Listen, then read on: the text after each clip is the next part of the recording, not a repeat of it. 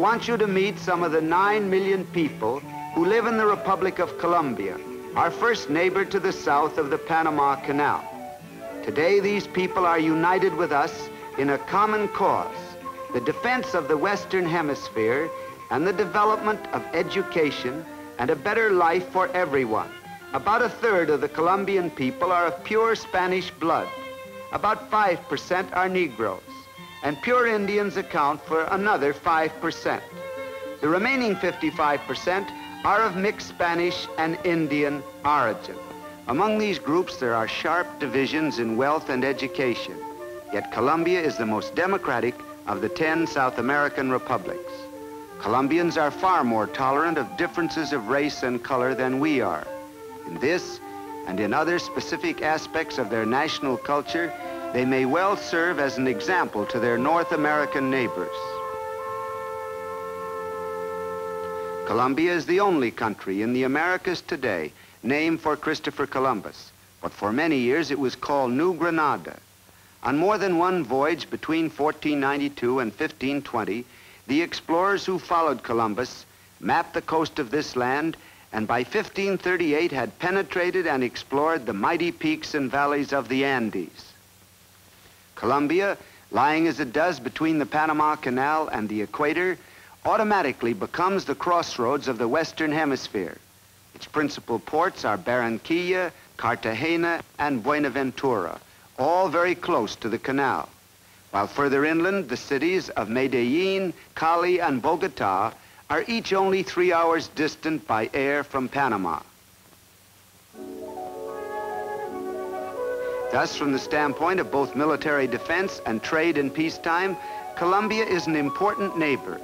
It is fourth in size among the South American countries, with broad mountain ranges and upland river valleys, fertile highlands and deep jungles, comprising more than enough territory to take in both Texas and California.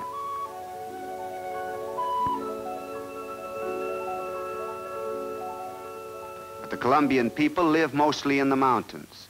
3 great fingers of the Andes, known as the Western, Central, and Eastern Cordilleras, are the outstanding feature of Colombia's geography. In the southern part of the Cordillera valleys rise 2 great rivers, the Cauca, whose populous valley contains many cities, and the Magdalena, Colombia's greatest waterway. The Cauca flows into the Magdalena, about 200 miles from the sea. The latter river, Colombia's main artery of transport for 3 centuries, enters the Caribbean near Barranquilla. The majority of Colombia's population live in these 3 great mountain ranges, which reach an altitude of nearly 19,000 feet above sea level. Beginning at an altitude of 2,000 feet and up to 10,000, we find a temperate climate and vegetation that supports more than 9/10 of the people of Colombia. But the great lowland plains, 2/3 of the country's area, are hot, tropical jungles.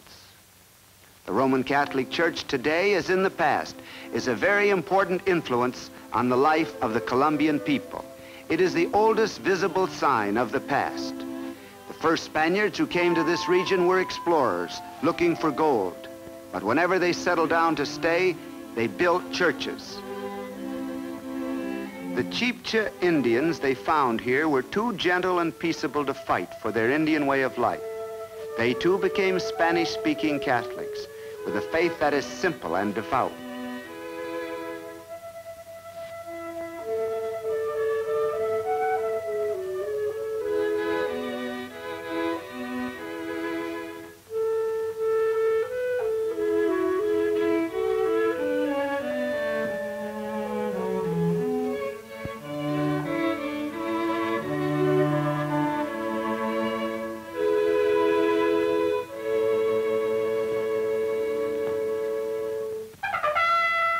Every town has its own religious fiesta, which means feast day. Held on the special day of the town's patron saint, the fiesta summons to the church thousands of country people who come from the mountains on foot, by burro, and in trucks to take part in the ceremonies.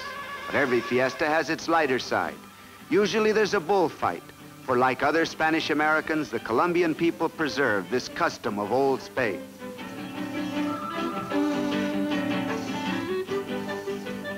On fiesta days, the Indians dance their old folk dances, and in many ways, the whole fiesta is very much like a county fair.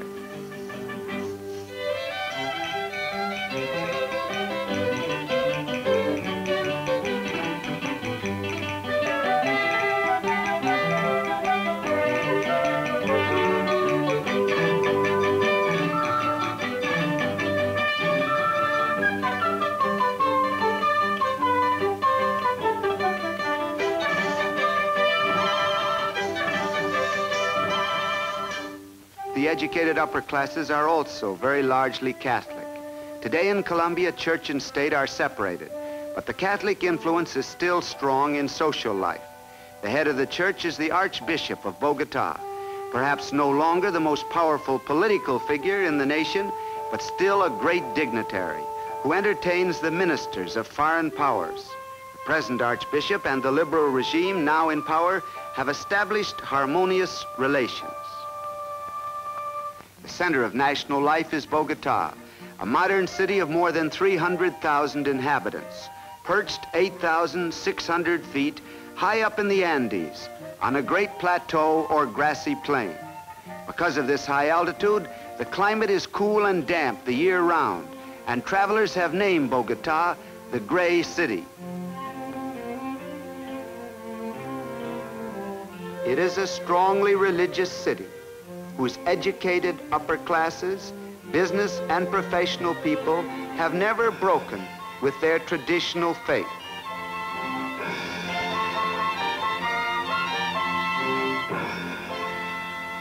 And it is also a city of smart shops and modern buildings, with several theaters and nightclubs, and a score of movie houses which exhibit the same Hollywood pictures that are popular in the United States.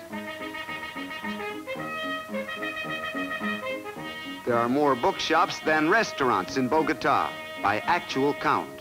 Colombians are highly intellectual, and presidents and cabinet ministers are likely to be scholars or poets. Yet, the intimate life of the educated upper classes is hard to penetrate. For example, you have to be a friend to enter such a home as this one, belonging to the Ramirez family. Like all large Colombian houses, it faces inward upon a court or patio, an arrangement which expresses the privacy and reserve of home life in every Latin American country. Even the garden is inside the walls of the house because it is not for the passer-by, but for the family and its friends. Social conventions are still very strict in Latin America, and while the head of the family and his grown sons spend much of their time in business or at their clubs, the wife and her unmarried daughters live gracefully secluded lives.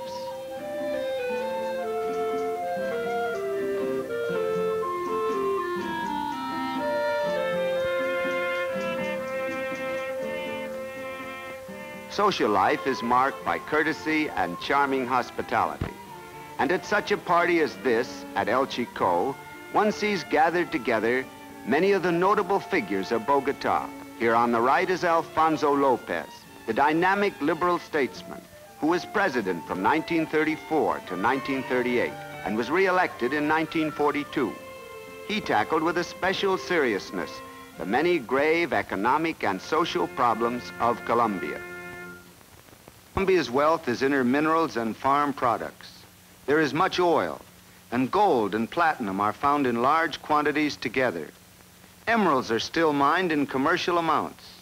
Bananas are the second most important crop. Cattle and their hides are important. And rubber, now raised in small quantities, may become vastly more important in the future.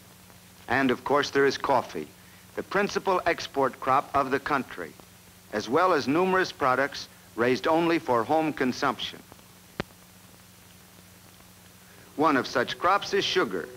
Although not much is exported, sugarcane is raised in every section of the country from sea level up to 7,000 feet on large fincas or ranches owned by wealthy landowners. These peasants are working a day labor on such a sugar finca.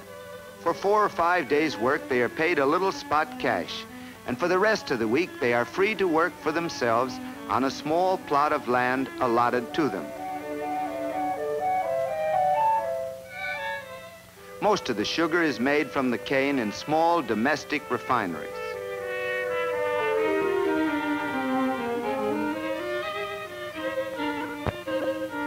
The process is crude and simple, and even after boiling, the sugar is still coarse and brown, rather like the brown sugar we used to buy.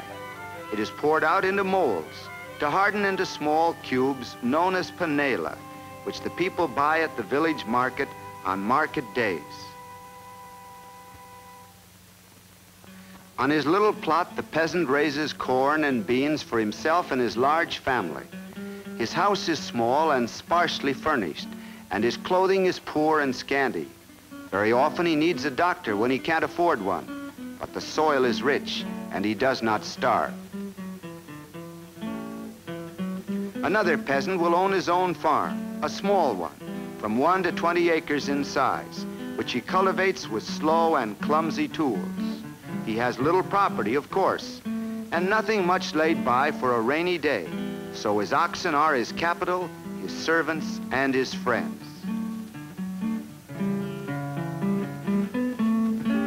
Nowhere is the primitive character of Colombian agriculture revealed so clearly as in the threshing of wheat.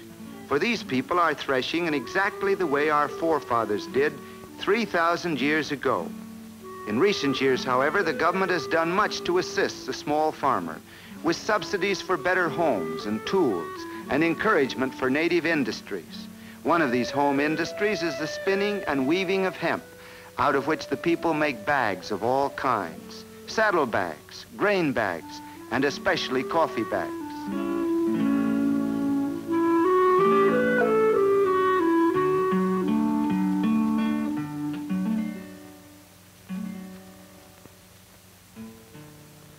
Coffee is by far the most important crop of Colombia, raised everywhere in the mountainous regions, but especially in Antioquia, the department whose capital is Medellin. Coffee comprises 2/3 of Colombia's export trade. All through the hills you find these large coffee farms. Next to Brazil, Colombia is the world's largest coffee producer, and her workers are tending, this year, more than 250 million coffee trees. These beautiful white blossoms, which have a delicate fragrance, last only a few days.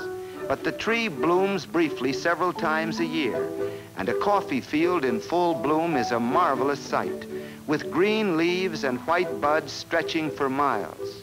Colombian coffee is mild and delicate in flavor. Coffee trees are trimmed at 4 or 5 feet and shaded from too much sun by tall trees nearby. Each coffee berry contains 2 beans, which are removed by soaking the berries in vats and then dried and polished. The berries are ripe for picking when they shrivel.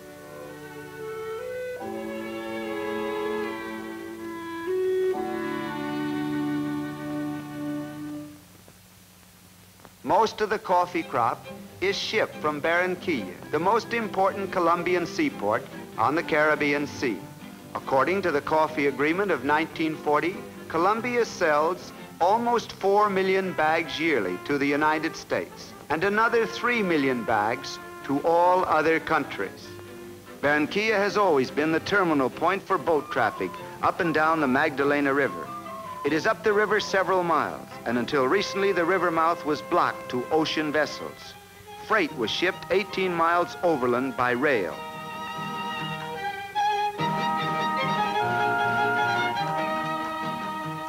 Now great ocean vessels are able to dock here, exchanging their cargoes with river boats from the interior, since the river mouth has been dredged.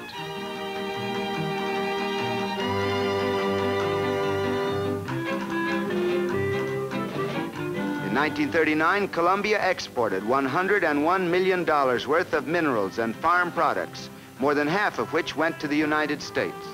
She imported $105 million worth of goods, mostly machines and other manufactured articles, which she does not make herself.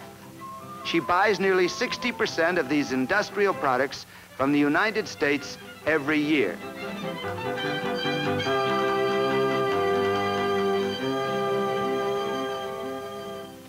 Barranquilla has many canals on which little dugouts carry farm produce and small purchases to and from the country.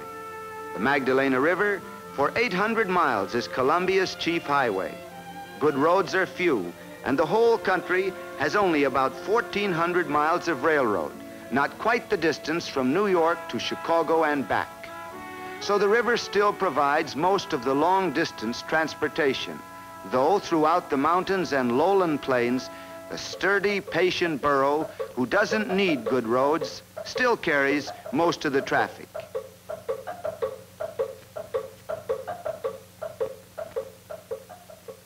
In recent years, the government has constructed many good roads, in spite of tremendous geographical difficulties and small budgets, so that today there are 8,000 miles of motor highway in the country. Not much as we look at it, but a good start. A regularly traveled motor highway extends from Venezuela to Ecuador, passing through Bogota, while other secondary roads within Colombia connect many of the small towns and cities. Transportation was the problem when the oil fields of the Barco concession were leased by an American company in 1930. At Barranca, another American company was operating with its pipeline to the sea, and the problem at Barco was to lay a similar pipeline across 200 miles of mountains and jungle. This jungle is a vast lowland plain, as large as Texas, hot, moist, and full of fever, and rank, beautiful vegetation. Moreover, the Barco region is inhabited by wild Indians, a completely savage tribe called the Motilones, who live in large tribal houses like this one, more than 50 feet long, and repel all intruders with bow and arrow. The Barco fields could be reached by airplane, of course, for since 1919, the airlines of Colombia have provided this country with fast service between regions separated by mountain and jungle. But the actual territory between Petrolia and the coast had to be explored on the ground before the pipeline could be laid. And that meant building a road crawling through jungle sometimes 100 feet high, or curving around mountains more than a mile high. It was a tremendous task, but the American engineers did it with Caterpillar tractors, axes, and machetes. They built the road and laid the pipe. Materials were brought by air to various points. Truck parts were assembled. Supplies, food, and equipment were landed in airports hacked out of a tropical jungle. During construction, the Motilones killed 8 men and wounded many others. They're still fighting, and wounded men are treated in the company hospital at Petrolia.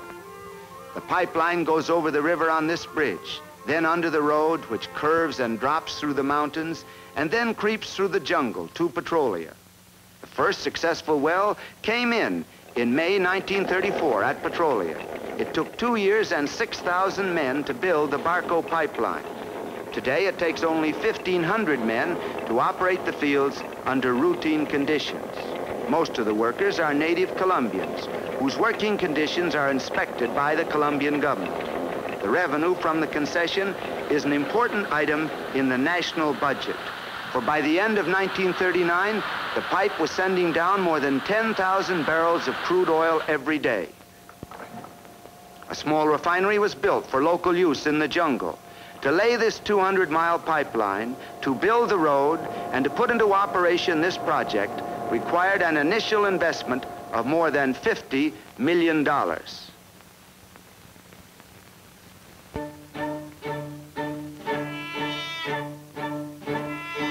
There's been a crooked shadow over Colombia, the same shadow that is a grim reality in Europe.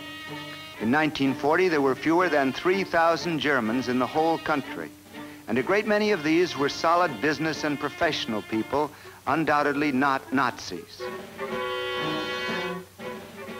Yet for several years, via News from Germany and similar German news agencies, a flood of Nazi propaganda has been pouring into Colombia. For example, Transocean, the official German news agency, has influenced a number of conservative Colombia papers. And other propaganda has entered the country by way of private mails. However, the Colombian government has broken off relations with Germany, Italy, and Japan.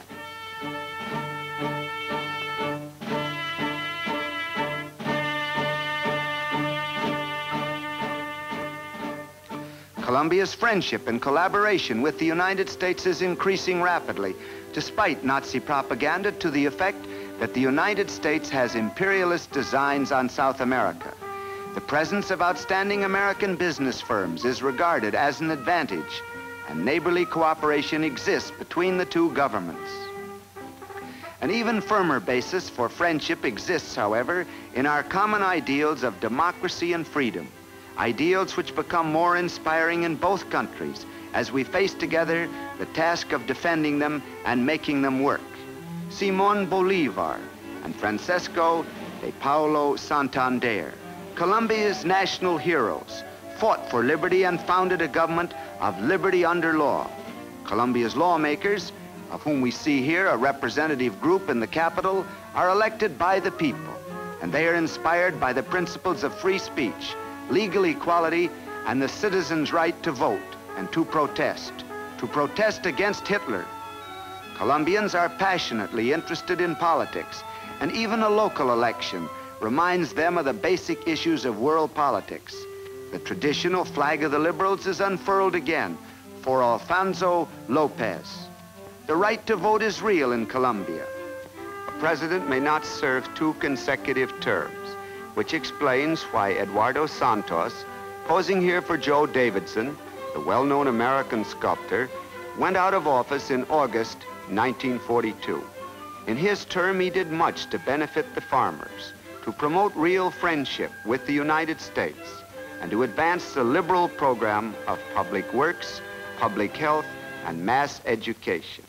Dr. Nieto Caballero, until recently the rector of the National University, was Santos' right-hand man in organizing the progressive educational program which made Santos' regime so popular with the masses. The future of Colombia, he points out, lies with the young people, who must be trained to meet their real problems in real life. Upper-class youngsters like these are taught according to the best progressive methods, and the same principle is beginning to be applied to the children of factory workers and farmers. These children need instruction in health, in diet, and in the trades, and the public schools are beginning to train them. Mother Church is still a teacher too. Catholic instruction is still given in the old strict way in private schools, although the state now has control of public schools.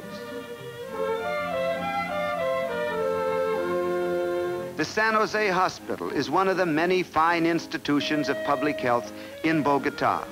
In recent years, Colombia has grown more health conscious. The Bureau of Rural Sanitation is now working to eliminate yellow fever. Other diseases like malaria undermine the health of thousands, especially in the lowlands. The Rockefeller Foundation has greatly aided government research on yellow fever. San Jose is also a nurses' training school, but even so, there is still a great shortage of nurses because only a few South American women have entered the professions. But Colombian women are proud of their growing freedom in art as well as the professions. Here are some of the recent paintings and wood carvings made by Colombian women, exhibited at the National Library.